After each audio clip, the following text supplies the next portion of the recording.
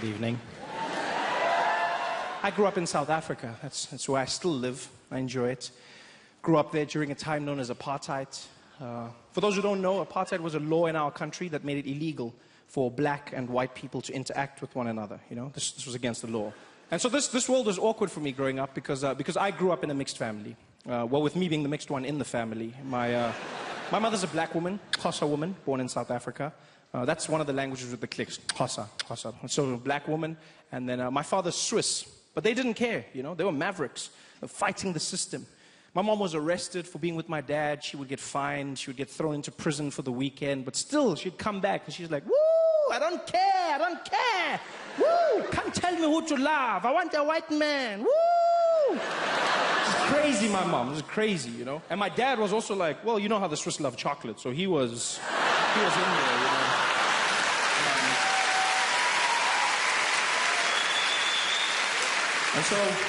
And so they got together and they had me, which was illegal. So I was born a crime, which is something I don't think they ever thought through, because as a family we couldn't live together, you know? Like in the streets we couldn't even be seen together.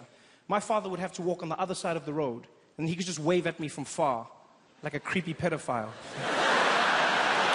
Or like a pedophile, I didn't have to say creepy, like a pedophile. Because creepy implies there's some other sort of pedophile. There is none, there's no classy pedophile, there's no need. No, like, afternoon, ladies, afternoon. No, just browsing. He's so classy. No, he's a pedophile. And my mom could walk with me. But if the police showed up, she'd have to let go of my hand, drop me, and act like I wasn't hers. Every single time, because we weren't supposed to exist as a family. So my mom would let go. It was like a little game we played. Police would show up, like, woo! She'd be like, woo, I don't know. No, it's not mine. Oh, no, I don't know. It was horrible for me. I felt like a bag of weed. It was a tough time. And the downside of being light was that being light, I was different. People mocked me, gave me names like mixed breed, half caste. I hate that term, half. Why half? Why not double?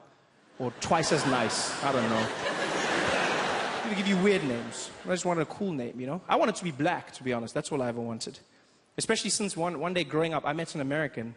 And he was shocked that in South Africa we had all these titles. And he said to me, he said, well, you know, Trevor, if you go out to America, they'll label you as black.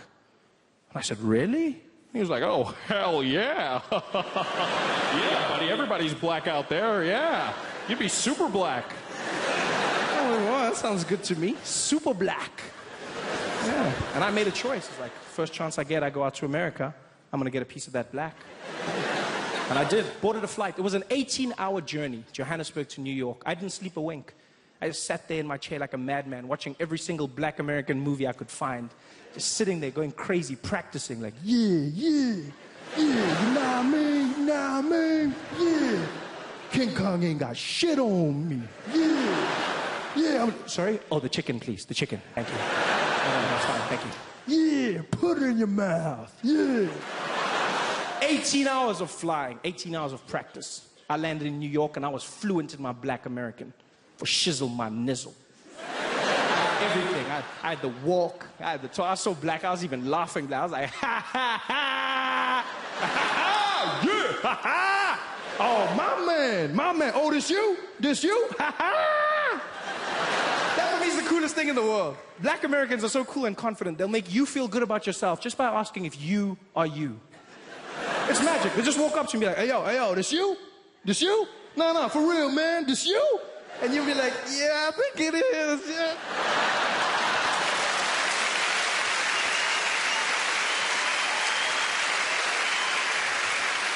And I was that black. I was super black. I was loving it. Until this guy walked up to me. I don't know it. Didn't even know me. Tapped me on the shoulder in the airport. He's like, ¿Qué? Paisano, ¿qué pasó, güey? Que la lo quiero de que si no, que la lo eros, ¿no? Ya llegamos, papi, ya llegamos. I said, what? You talking to me? He said, yeah, I'm talking to you, man. I'm just saying, we made it, baby. We made it, eh? And now that we're here, our kind, we gotta stick together, hombre. Our kind. 18 hours of flying and I wasn't black. I was Mexican.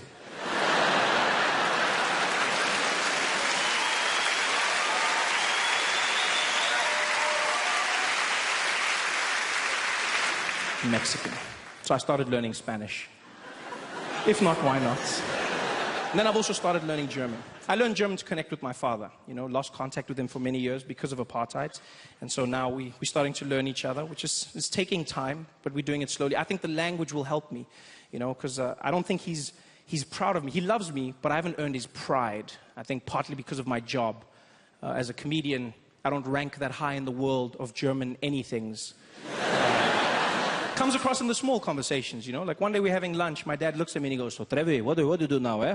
You got a job, do you work?" I said, "Yeah, Dad, I'm a comedian, stand-up comedian." He's like, "Ah, yeah, so the clown, eh? Yeah." No, whatever. German's holding me back, you know. I dream of impressing him with his language. I'll get to his house one day, he'll welcome me at the gate, like, "Ah, clown boy!" I'll be like, "Guten Tag, Vater." It's epic, it's got that feeling. So I've started learning. I learn in different ways, you know, to watch German movies, play German speeches on my iPod when I sleep. Your brain remembers things you don't even know. It's beautiful. The only hiccup was, turned out I downloaded some of Hitler's speeches.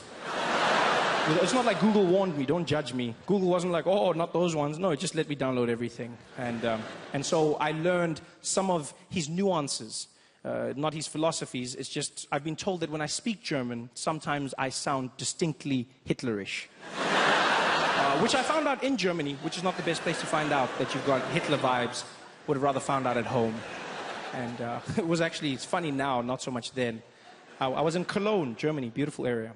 I'll never forget, I was walking around and I went into like a little sandwich shop, you know, like one of those Subways where you make your own sandwich.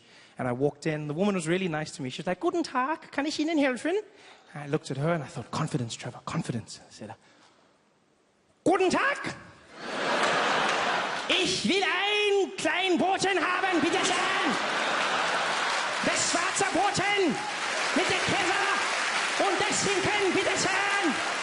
Und gib für mich auch die Salami und ein Pepsi-Cola trinken, bitte!"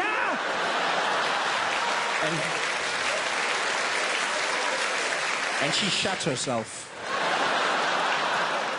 I'll never forget the look in her face. She went pale.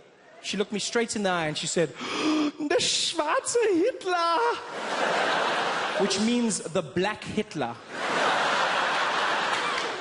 I was so happy. Yeah, because she said Hitler, but at least she said I was black.